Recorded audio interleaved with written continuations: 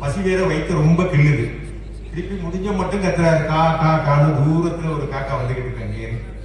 சரி வந்துருச்சு, இன்னைக்கு சாப்பிடலாம்னு பார்த்தா கிட்ட வந்ததுக்கு அப்புறம் ஓ இந்த வீடான்னு சொல்லி திருப்பி போச்சு. ஏன்னா அவ்வளவு அன்பு அந்த வீட்டுல. ஏதாவது உடனே வந்துச்சுன்னா சூன்னு விரட்டுறது. இன்னைக்கு அவங்க தேவைக்காக நம்மளை கூப்பிடுறாங்க, அந்த காக்கா கூட அந்த பக்கம் வரல. அப்படித்தான் அவங்களோட விரதமெல்லாம் இருக்கு அப்படின்னு. அதுக்காக ஆண்கள் தரப்புக்காக பேசல, அமாவாசையை பத்தி சொன்னாங்க சொல்றேன். இப்போ ஆண்கள் தான் இறைவத்தை மிஞ்சி இருக்கிறார்கள் வாதிடுவதற்காக காலக்கணிதம் படைக்கின்ற ஜோதிட கவிஞர் சோபா ரவிச்சந்திரன் மிகச் சுருக்கமாக. செந்தமிழே உயிரே நருந்தேனே, சேனினை மூச்சினை உனக்களித்தேனே, ஐந்தாயினில் ஐந்திடும் என்பாழ்வு நன்னிலை உனக்கெனில் எனக்கும் தானே. முழு முதற்கடலான விநாயகர் பெருமானையும் எங்களூர் செவ்வாய்ப்பட்டியில் இருந்து அருள்பாலித்துக் கொண்டிருக்கக்கூடிய ஸ்ரீ பத்ரகாளியம்மன் அருளாசியோடு நடுவர் உள்ளிட்ட எண்ணணி எதிரணியைச் சேர்ந்தவர்களையும் சபையோரையும் வணங்கி நல்வாய்ப்பு தந்த கட்டுமான தொழிலாளர் அமைப்பாளர்களை வணங்கி என்னுடைய வாதத்தை தொடங்குகிறேன். இன்னைக்கு பட்டிமன்றமே திசை மாறி போச்சு. அதாவது ஒரு ஆண் பெண்ணிடமும் பெண் ஆணிடமும் காட்டக்கூடிய அன்பு காதல், ஏழை எளிய மக்களிடம் காட்டக்கூடிய அன்பு இரக்கம் கருணை, முதலாளி தொழிலாளியிடம் காட்டக்கூடிய அன்பு பச்சம், தொழிலாளி முதலாளியிடம் காட்டக்கூடிய அன்பு தான் விசுவாசம், எல்லா மனிதனும் கடவுளிடம் காட்டக்கூடிய அன்புக்கு பேர் பக்தி, சகல உயிர்களிடம் அதாவது எல்லா உயிர்களிடமும் காட்டக்கூடிய அன்புதான் சீவகாருண்யம். இது பக்திக்கு மேம்பட்ட நிலை. இதை பத்தி பேசதான் இங்க வந்திருக்கிறோம். இறைப்பக்தியில் விஞ்சி இருப்பவர்கள் ஆண்கள். வாடிய பயிரை கண்டபோதெல்லாம் வாடினேன் நான் வல்லனர். புறாவுக்காக தன் சதையே அறுத்து கொடுத்தார் சிவி சக்கரவர்த்தி. பசுவுக்காக தன் மகனையே தேர்காலில் இட்டு கொன்ற மனுநீதி சோழன். குழுந்து நடுங்கிற மயிலுக்காக தன்னுடைய போர்வையை கொடுத்த பேகன். முல்லை கொடிக்காக தன்னுடைய தேரையே விட்டு வந்த பாரிவல்லர். இவங்க எல்லாமே ஆண்கள் தான். இவங்க எல்லாம் யாருன்னா எவ்வுயிரும் எத்தனையும் பேதமுறை எவ்வுயிரும் தம்முயிர் போல் ஒத்ததில் உள்ளார்கள் யாரோ அவருக்கே நான் அடி சேவை புரிய வந்திருக்கிறேன்னு சொல்லக்கூடிய வள்ளலார் போல பக்தியில் மேம்பட்டது இதுதான். புரியுதுங்களா? எப்போதுமே பக்திங்கிறது என்ன, எந்த ஒரு எதிர்பார்ப்பும் இல்லாதது, அதாவது டோட்டலி சரண்டர், அதீத அன்பு. இன்னும் சுத்த தமிழ்ல சொல்ல போனா சரணகதி அடைதல் சொல்லலாம். இதுல தான் நான் சொல்றேன், எண்ணிக்கையில ஆண்கள் 63 நாயன்மார்கள்ல ஆண்கள் தான் அதிகம் நான் சொல்ல வரல. அதுல பக்தியில எப்படி மிஞ்சி இருக்கிறத பத்தி தான் சொல்ல வந்தோம். அதாவது சிவகங்கை சீமை ஆண்ட மன்னர், மருது சகோதரர்கள், பெரிய மருது சின்ன மருது. இவங்க ஆங்கிலேயருக்கு ஏகாதிபத்தியத்துக்கு எதிராக போராடக்கூடியவர்கள். இவங்க கட்டினது தான் காளையார் கோயில். ஆங்கிலேயர் என்ன பண்றாரு, இந்த மருது சகோதரர்களை அடிப்படையை வைக்கிறதுக்காக சரணாடை வைக்கிறதுக்காக காளையார் கோயிலை இடிச்சிருவேன், இல்லாட்டி நீங்க சரணாடையாட்டி இந்த காளையார் கோயிலை இடிச்சிருவேங்கிறார். உடனே பாருங்க, தன் பக்திக்காக தன்னுடைய உயிரையே கொடுக்க ரெடி ஆயிடுறாங்க பெரிய மருதும் சின்ன மருதும். உடனே சரண்டர் ஆகிறாங்க, தூக்கில கொடுத்து தண்டிடுறாங்க. இதுதான் பக்தி.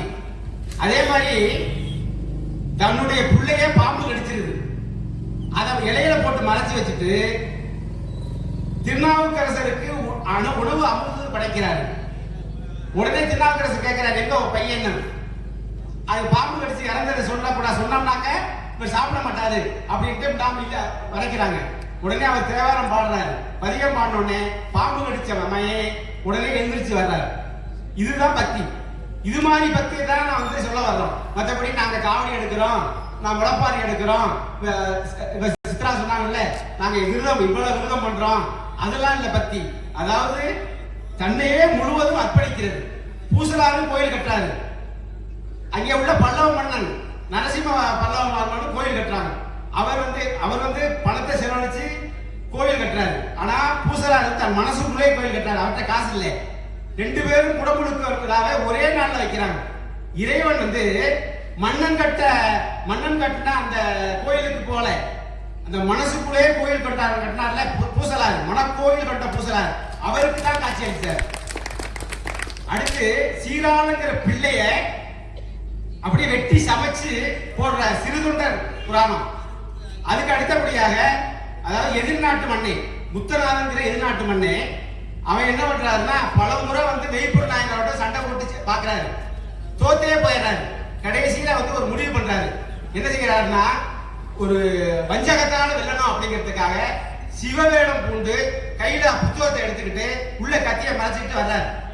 சிவனாடியரை கண்டா விடணும் அப்படிங்கிறது அந்த மெய்ப்பொருள் நாயனருடைய ஆர்டர். உடனே வாய்க்காவலை உள்ள விட்டார். உள்ள போன உடனே நேரா அந்த புறத்துக்கு போறாரு. அந்த புறத்துக்கு போகக்கூடிய உரிமை இருந்திருக்கு, அந்த உரிமையை கொடுத்திருக்காரு சிவபக்தர்களுக்கு. உள்ள போன உடனே இளவரசியோட இருந்த மன்னனே, இளவரசி அனுப்பிட்டு வாங்க, உனக்கு ஆகம விதியை நான் சொல்லி தரணும்னு. உடனே இளவரசி அனுப்பிட்டு ஆகம விதியை கேட்க விழுந்து கும்பிடுறாரு. உள்ளே புத்தகத்தில் வச்சிருக்க கத்தி எடுத்து ஒரே குத்தா குத்தியதான். அது முத்தநாதங்கிற எதிரி நாட்டு மன்னன். உடனே வாயுக்காவலன் ஓடி போய் அவரை கத்தி எடுத்து கொத்த போறாரு. இவர் என்ன அடியா, இவர் சிவவேடத்தில் வந்தவர், இவருக்கு எந்த ஒரு தீங்கு வரக்கூடாது, இங்க என்னை கத்தியால குத்துறதை மக்களுக்கு தெரிவிக்க கூடாது, நம் நாட்டுடைய எல்லை வரைக்கும் கொண்டு விட்டுட்டு வா அப்படின்னு சொன்ன ஆண்கள். இதுதான் இறைப்பற்று. பக்திங்கிறது வேற ஒன்றுல காவடி எடுக்கிறோம், நாங்க இது வந்து வந்துடும் அப்படிங்கிறதெல்லாம் கிடையாது. எண்ணிக்கை அதிகம் இருக்கிறதெல்லாம் கிடையாது. ஓகேங்களா? அதுதான் முக்கியம். அதே மாதிரி சிறுதொண்டர், அதாவது சிறுதொண்டருக்கு அடுத்தபடியா சொல்ல போனா திண்ணன்கிற கண்ணப்ப நாயனார். அதாவது எல்லாரும் தேவாரம் திருவாசகம் போன்ற நூல்கள்லாம் எழுதியிருக்காங்க. ஆனா அவர் காட்டுல வாழ்ந்த ஒரு வேடவர். அவருக்கு பக்தி எப்படி செலுத்தணும் தெரியவே தெரியாது. ஆனா மலை மேல ஏறாரு, ஒரு சிவலிங்கத்தை பார்த்துட்டாரு. அந்த சிவலிங்கத்தை பார்த்த உடனே கண்டவுடன் காதல்கிறோம்ல, அது மாதிரி அந்த சிவலிங்கத்தின் சிவன் மீது பக்தி வந்துருச்சு. அங்கேருந்து ஒடியாடுறாரு. அவர் வந்து மாமிசத்தை எடுத்து அப்படியே சுட்டு அதுல எது ருசியானது, அதாவது போன்லெஸ் சொல்லுவோம்ல, போன்லெஸ் சிக்கன் சொல்லி விற்கிறாங்க இன்னைக்கு. அதே மாதிரி எலும்பில்லாத சதையா எடுத்து வச்சுக்கிட்டு எது ருசியான தேர்வு வாயில குடிச்சு பாக்குறாரு. அவருக்கு தெரியாது சிவனுக்கு வந்து சைவத்தை படைக்க சைவம் தான் படைக்கணும், அசைவம் படைக்க கூடாது, மாமிசம் படைக்க கூடாதுங்கிறது அவருக்கு தெரியாது. ஆனா பக்தி, அதாவது எப்படின்னா எதுவுமே ஃபுல் சரண்டர் ஆகுறாரு. அவர் உடனே என்ன பண்றாரு, அதை எடுத்துக்கிட்டு தேனை எடுத்துக்கிட்டு போய் படைச்சிடுறாரு. அப்புறம் பின்னால வந்த ஒரு அந்தனர் வந்து, ஐயா அபிஷ்டு யாரா அது, சிவலிங்கத்துக்கு முன்னால இப்படி மாமிசத்தெல்லாம் போட்டு வச்சிருக்கானே திட்டிவிட்டு அவர் கழுவி சுத்தம் பண்ணி அவர் அதுக்கு அடுத்தபடியாக அவர் ஆகம விதிப்படி பண்ணிட்டு வந்தார்.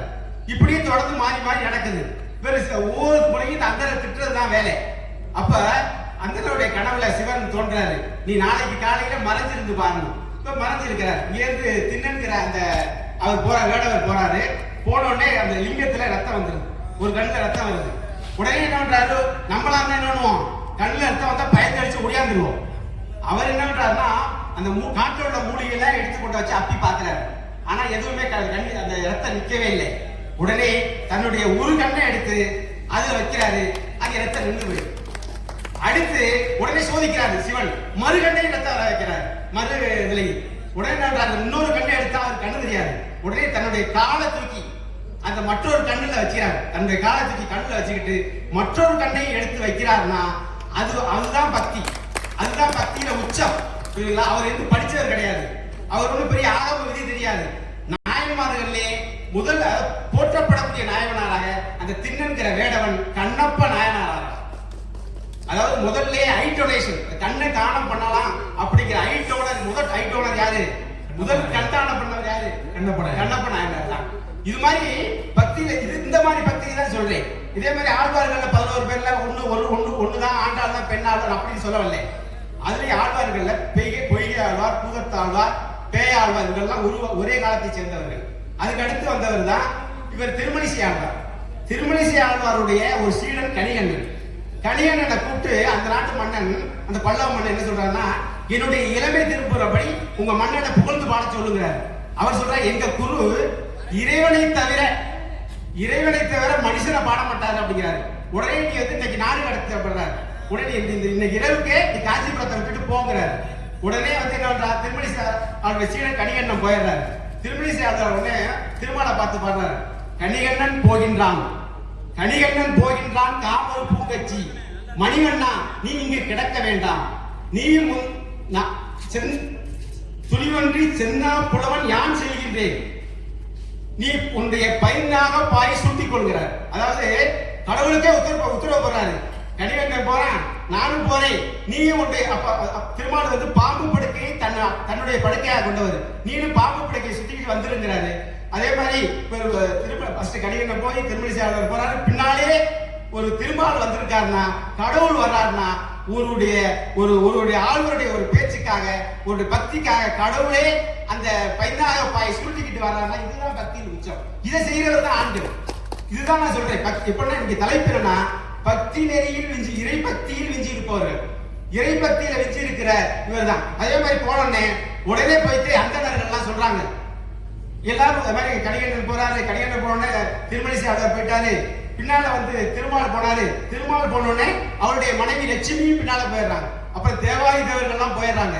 அங்கே நாட்டுல எதுவுமே எம்டி ஆயிடுச்சு.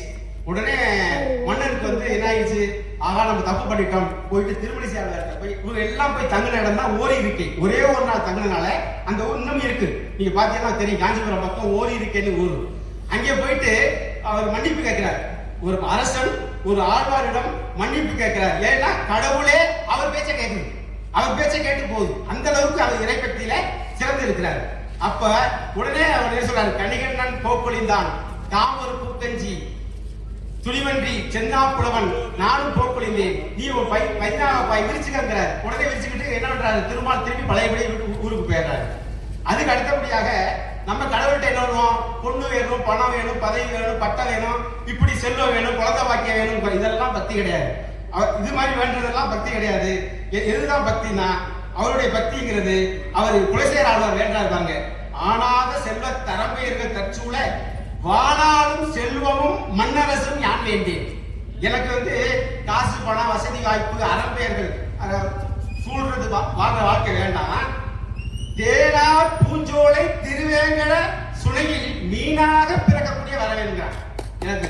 அதாவது மீனா பிறந்தா போகிறேன். ஏன்னா மீனா பிறந்தா டெய்லி அந்த திருவேங்கட அந்த பெருமாளை என்ன ஏறலாமா, வணங்கிக்கிட்டே இருக்கலாம் அப்படின்னு. அந்த அளவுக்கு அவர் எதுவுமே வேணாங்கிறாரு. எனக்கு பொண்ணு பொருள் மண்ணு மனை எதுவும் வேண்டாம், உன்னை பார்த்துட்டு இருக்க ஒரே வர வேணும். அது எப்ப நடக்கும், உன்னுடைய அந்த குளத்துல நான் மீனா பிறந்தாதான் எனக்கு கிடைக்கும், எனக்கு அந்த விதியை குழா இறைவான் வேண்டாரு. இதுதான் இறை பக்தியில மிஞ்சிருக்கிறது. ஓகேங்களா?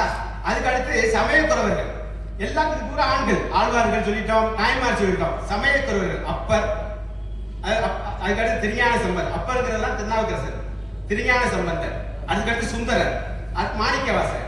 இதுல ஞான சம்பந்தர், அப்பர், சுந்தரர் இந்த மூணு பாடின நூல்கள் தான் தேவாரம். இந்த மூணு நூல்களையும் சொல்றது தேவாரம். இந்த 12 திருமுறைகள்ல முதல் 3 திருமுறையை பாடினவர் திருஞான சம்பந்தர், அடுத்த 3 திருமுறையை பாடினவர் அப்பர்கிறவர், அடுத்து 7வது திருமுறையை பாடினவர் சுந்தரர், 8வது திருமுறை தான் மாணிக்கவாசகர் 8வது திருமுறை, 10வது திருமுறை திருமூலருடைய திருமந்திரம். இதெல்லாம் அவருடைய இது. இதை இப்படிலாம் பாடினவங்க எல்லாமே ஆண்கள், பக்தியில விஞ்சி நின்றவங்க. திருஞான சம்பந்தர் உமையவருடைய யானைப்பால் குடித்தவர், அதாவது பார்வதி தேவியிடமே யானைப்பால் குடித்தவர். அடுத்து திருநாவுக்கரசர் என்னன்னா சமண சமயத்தை சேர்ந்தவர். அவர் சமண சமயத்துல இருந்து சைவ சமயத்துக்கு மாறினார். உடனே சமண சமயத்துல உள்ள அந்த மகேந்திர பள்ளம் என்னன்னு ஏறான், கல்லை கட்டி கடல்ல தூக்கி போட்டாரு. கடல்ல போட்டுறாரு. அப்போ ஒரு பாட்டு பாடுறாரு, கட்டுணை பூட்டியோர் கடலிலே பாய்ச்சினாலும் நற்றுணையாவது நமச்சிவாயமே அப்படிங்கிற அந்த 5 எழுத்து மந்திரத்தை சொல்றாரு. அந்த கல் என்ன ஆகுது, தொப்பமா மாறுது. அந்த தொப்பத்துல ஏறி உட்கார்ந்து அப்படியே நீந்தி கரையில கடக்கிறாரு. இதுதான் பக்தி. இந்த மாதிரி பக்தி, அதாவது கடவுளே ஏன்னா கடல்ல போட்டாலும் அந்த கல்லு தொப்பமா மாறுது பாருங்க, அதுதான் பக்தி, பக்தியுடைய உச்சம். அடுத்து சுந்தரர் ஒரு பாரு அவினாசி வீதியில போறாரு. 2 வீடு, எதிர்த்த வீட்டுல மங்கள சத்தம் கேட்குது, பக்கத்து வீட்டுல என்ன செய்யறாங்கன்னா அழுகுரல் கேட்குது. ஏன் இங்க அழுகுறாங்கன்னு கேட்கிறா, அந்த குழந்தையோடைய அந்த ஒரே குழந்தை அவங்க 2 பேருக்கும், அந்த குழந்தைய வந்து முதல்ல தின்றுச்சு, அதனால அவங்க அழுகுறாங்க. அந்த எதிர்த்த வீட்டுல வந்து பூணூல் சூட்டுற விழா நடக்குது. இவங்க பிள்ளையும் அதே வயசு ஒத்த பிள்ளைதான், இன்னைக்கு இருந்திருந்தா நம்ம பூணூல் சூட்டி இருக்கலாமே அப்படின்னு நினைச்சு அழுகுறாங்கன்னு. அப்பவே குளத்தை ஆக்கிரமிக்கிற பண்பு தமிழ்நாட்டில் இருந்திருக்கு. அப்ப குளமே இல்லை. என்ன பண்றாரு, சுந்தரர் பாடுறாரு பாட்டு, அவருடைய தேவார பதிகத்தை பாடுறாரு. பாடுறோடனே குளம் வந்துருச்சு. குளம் இல்லாத இடத்துல குளம் வருது, குளத்துல தண்ணி வருது, தண்ணியில அந்த முதல வருது, அந்த முதலுக்குள்ள அந்த குழந்தை வருது. அந்த குழந்தை எப்படின்னா அன்னைக்கு என்ன வயசோ, நல்ல கவனிக்க, அன்னைக்கு என்ன வயசோ அதே வயசுல அந்த குழந்தை வெளில வருது. அப்படி பக்தியில மிஞ்சி இருந்தவர்கள் அந்த சமயக்குறவர்கள் அவர் சுந்தரர். ஓகேங்களா? மாணிக்கவாசகர் தான் திருவாசகத்துக்கு உருவார், ஒரு வாசகத்துக்கு உருவார். நிச்சயமாக நம்ம பெருமைப்பட்டவர். ஏன்னா நம்ம புதுக்கோட்டை மாவட்டத்தை சேர்ந்த அந்த திருப்பரந்துறை ஆவடையார் கோயில்ல திருப்பரந்துறையில தான் அந்த திருவாசகமே ஏற்றப்பட்டது. அவர் மதுரையில அறிவர்த்தன பாண்டியனிடம் அமைச்சராக இருந்தவர். யாரு? மாணிக்கவாசகர். குதிரை வாங்குறதுக்கு பணத்தை கொடுத்த காசை கோயில் கட்டிக்கிறாரு. அது ஆவடையார் கோயில். ஓகேங்களா? உடனே மன்னன் போய் அரசு பண்ணி வச்சாராம். உடனே என்ன பண்றாரு இறைவன், காற்றுல உள்ள நரியெல்லாம் பரியாக்கியாரு. நரி பரியா இருந்தது. பரினா குதிரை அள்ளி போயிருது. உடனே அவர் விடுவிக்கிறார். அது மாதிரி அழுது, அதாவது அவர் சொல்றாரு, சிவன் என் சிந்தையில் நின்று அதனால் அவனருளால் அவன்தான் வணங்கி சிந்தை மகிழ சிவபுராணம் தன்னை முந்தை வினைகள் முழுவதும் ஓய உரைப்பன் யான் நமச்சிவாயம் வாழ்க நாதந்தாள் வாழ்க இமை பொழுதும் என் நெஞ்சில் நீங்காதம் தாழ் வாழ்க ஒரு ஆண்ட ஒரு மனிதன் தாழ் வாழ்க அப்படிங்கிற சிவபுராணத்தை எழுந்தவரும் யார் பத்தினர் எழுந்தவரும் நம்ம மாணிக்கவாசகர். இப்படி பத்தியை நிறைய சொல்லிட்டே போகலாம், நிறைய இருக்கு. அதுக்கு அடுத்தபடியா பத்திய வேற டைமென்ஷன்ல கொண்டு வந்தவர்ல வள்ளலாருக்கு அடுத்த திருமூலர்.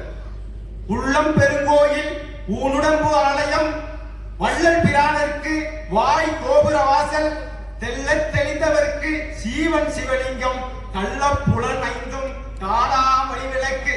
அதாவது நம்ம உள்ளம்தான் பெருங்கோயில். உள்ள இருக்கிற இறைவன் இருக்காரு. நம்ம ஐம்புலன்களை அப்படியே கட்டுப்படுத்தினோம்னா நமக்குள்ள இறைவன் வருவார். இறைவன் எங்கேயும் இல்லை, நமக்குள்ள வருவார் அப்படின்னு நான் பாடுறாரு. அதுக்கு அடுத்தபடியாக படமான கோயில் பகவருக்கு ஒன்றியில் நடமான கோயில் நம்பருக்கு அது ஆகா. நடமான கோயில் நம்பருக்கு ஒன்றியில் படமான கோயில் பகவருக்கு அது ஆமைங்கிறாரு. இது உங்கள் பாட்டா கேட்டா புரியாது. நடமான கோயில்னா நம்ம நடக்கிற மனுஷன், படமான கோயில்னா சாமி. நீ நடக்கிற ஏழை எளிய மனுஷனுக்கு கொடுத்து உதவுனா அது கடவுளுக்கு கொடுத்த மாதிரி. ஆனா கடவுளுக்கு கொடுத்தா மனுஷனுக்கு போகாது, மனுஷனுக்கு கொடுத்தாதான் கடவுளுக்கு போகும் அப்படின்னு சொன்ன அந்த பக்தி நெறியில உச்சத்துல இருந்தவங்க திருமூலர். இப்படி நிறைய சொல்லிக்கிட்டே போகக்கூடிய அமைப்புகள்ல கவிஞர் கண்ணதாசன் போய் கவிஞர் கண்ணதாசன் கேட்கிறார், பிறப்பில் வருவது யாதனை கேட்டேன் பிறந்து பாரனை இறைவன் படித்தான். அறிவனப்படுவது யாதனை கேட்டேன் அறிந்து பாரனை இறைவன் படித்தான். படிப்பனப்படுவது யாதனை கேட்டேன் படித்து பாரனை இறைவன் படித்தான். இப்படி கேட்டுக்கிட்டே வராது, நிறைய சொன்ன டைம் ஆயிரும். அதனால சுருக்கிக்கிறேன். கடைசி அந்த இறப்பில் வருவது யாதனை கேட்டேன் இறந்து பாரனை இறைவன் படித்தான். உடனே கண்ணதாசனுக்கு அந்த கடைசியில கோபம் வருது. அனுபவித்தேதான் அறிவது வாழ்க்கையில் ஆண்டவனே நீ எதுக்குன்னு கேட்கிறார். ஆண்டவன் சற்று அருகில் அனுபவமே தெய்வம். அதுதான் அனுபவம் தான் தெய்வம்.